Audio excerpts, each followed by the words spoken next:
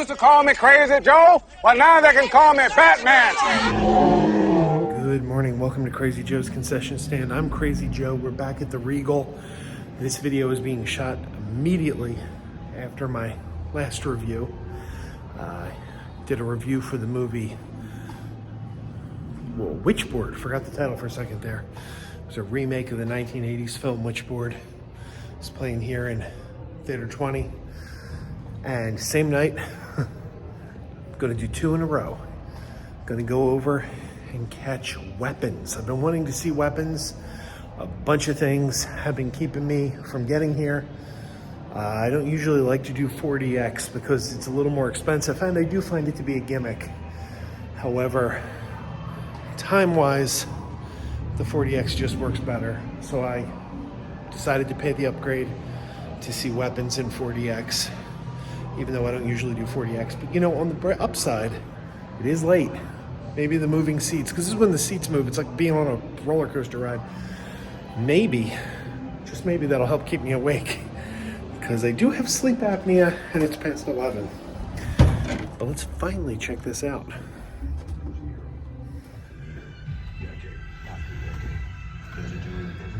Okay, we are back, and I saw Weapons. It took me a while to get out to see Weapons. This is something I've been wanting to see.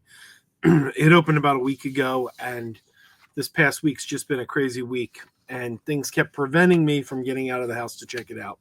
But I finally did. As you saw in my intro, the only showing I could get into time-wise was the 4DX show. Normally, I avoid 4DX shows. It's just a gimmick, you know, the seats move. It's like you're on a thrill ride. And, you know, good storytelling doesn't need a gimmick. If you have a good story, that's enough to command your attention. You don't need all these little things like, oh, look, we're going, the chair's going left and right. And I've checked out 4DX before. I wanted to see what it was all about, so I checked it out a couple times. But generally, I avoid it because it's an upcharge for what I think is a lesser experience, quite frankly. It's considered a premium experience, but I consider it a lesser experience because I just want the movie to wash over me without these kind of gimmicks. But time-wise, it worked out, so I went and saw the 4DX. First of all, let's just mention right off the bat, the 4DX in this movie was not overwhelming. It was not super distracting.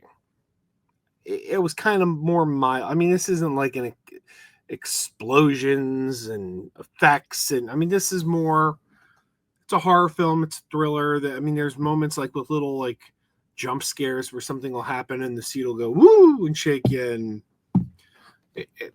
you know, it was pretty subtle.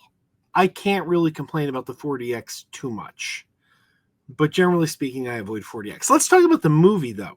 This is a movie that going in, I kept hearing people praise the movie. People kept saying, oh my God, it's so good. It's so good.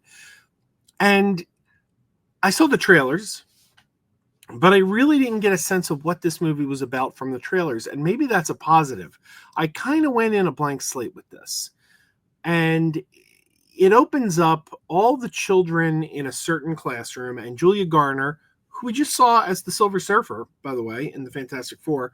Julia Garner's the teacher of this class of students, and every one of them, except one, at a certain time in the middle of the night, on a certain night, left their houses, ran out, and vanished. So all the parents don't know what happened to their kids, and they're blaming the teacher because it happened in her classroom. Of course, she's not responsible, and she's just as traumatized as everyone else because she cares very much about her kids, and this happened in her classroom. So she's traumatized from that. She's also traumatized from the townspeople coming down on her and blaming her for this. And we have this mystery, what happened to the kids? Now, the movie, in kind of half-hour increments, shifts focus to a different character. First, we focus on Justine, Julia Garner's character. Then we focus on a character played by Josh Brolin. Then we go to Benedict Wong. And for about half-hour chunks, we kind of shift focus on which character we're going to follow and get the story from their point of view. What's interesting is while I was watching it, I was thinking, this is like the horror movie version of Magnolia. It kind of reminded me of Magnolia, the way all the characters' stories intertwined. And then after the movie, I was reading about it, and apparently the film was kind of inspired by Magnolia, I read, which is interesting because that's exactly where my mind went. This film is really good. Really good. Holds your attention throughout, keeps you wondering what's going to happen next. And I don't want to give anything away. I mean, I kind of went in a blank, and I want to let you go in a blank, but it keeps you guessing from start to finish. Now, I will say this, there is a tonal shift at the end of the film that I didn't see coming. And when you get to the end of the film, there's kind of a sense of dread and horror throughout this entire film. And then at the end, suddenly it gets laugh out loud funny. And I'm telling you, the whole audience was laughing. Now, that could be the kind of thing like, oh, the movie sucked. It turned to comedy at the end. If it didn't work. But it did work. And the whole audience dug it. Like, I mean, my whole audience was genuinely laughing at what happened at the end. So I don't want to tell you what happens at the end, but what happens at the end has a tonal shift and it works. And I didn't see that coming. I thought it was really cool. I really like this movie. This is from the same director that gave us Barbarian. I did not care for Barbarian. Maybe I got to watch Barbarian again, but I remember when Barbarian, I was enjoying it up until Justin Long showed up. And then as soon as Justin Long showed up, I felt, again, that the tone changed and became very, very silly. Whereas I didn't feel that tone change worked in Barbarian. In this film, I genuinely enjoyed it. I think this is a much better film than Barbarian. I really like Weapons. And this is a nice surprise of a film. And Julia Garner, man, I've only seen her previously in Silver Surfer, or the Fantastic Four First Steps, and Wolfman, which was out a few months ago. Wolfman I did not love, but she really impressed me in this. She was really good in this. She was really good. Whole cast was good.